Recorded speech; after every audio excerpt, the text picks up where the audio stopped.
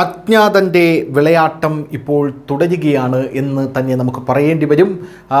ഇപ്പോൾ ജാമിയത്ത് ഉലമ ഇസ്ലാം എന്ന് പറയുന്ന സംഘടനയുടെ പ്രമുഖ നേതാവും പ്രശസ്ത മതപണ്ഡിതനുമായിട്ടുള്ള മൗലാന ഹാഫിസ് അബ്ദുൾ സലാം ആരിഫിനെ ചാർസദയിലെ മന്ദാനി തഹസിൽ നടന്ന എന്ന സ്ഥലത്ത് അജ്ഞാതൻ വെടിവെച്ചു കൊന്നതായിട്ടാണ് CDC വൃത്തങ്ങൾ ഇപ്പോൾ പറയുന്നത്.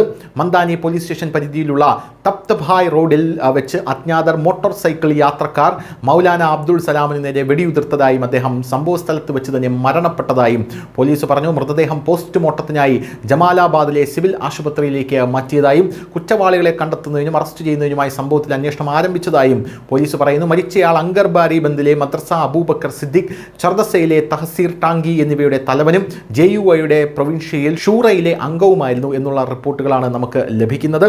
അജ്ഞാതൻ നേരത്തെ LET അതായത് ലഷ്കർ-ഇ തോയ്ബയുടെ വലിയ നേതാവായിട്ടുള്ള ഹാഫിസ് സെയ്ദിൻ്റെ വലങ്കയ്യായിട്ടുള്ള ഒരു വ്യക്തിയെയും കഴിഞ്ഞ ദിവസം വെടിവെച്ച് കൊല്ലുന്ന ഒരു കാഴ്ച നമ്മൾ കണ്ടതാണ്. അജ്ഞാതൻ്റെ വിളയാട്ടം തീരുന്നില്ല എന്നുള്ള റിപ്പോർട്ടുകൾ ഇപ്പോഴും നിരന്തരം പുറത്തു വന്നുകൊണ്ടിരിക്കുകയാണ്. ന്യൂസ് ഡെസ്ക് ന്യൂസിൻ്റെ മലയാളം.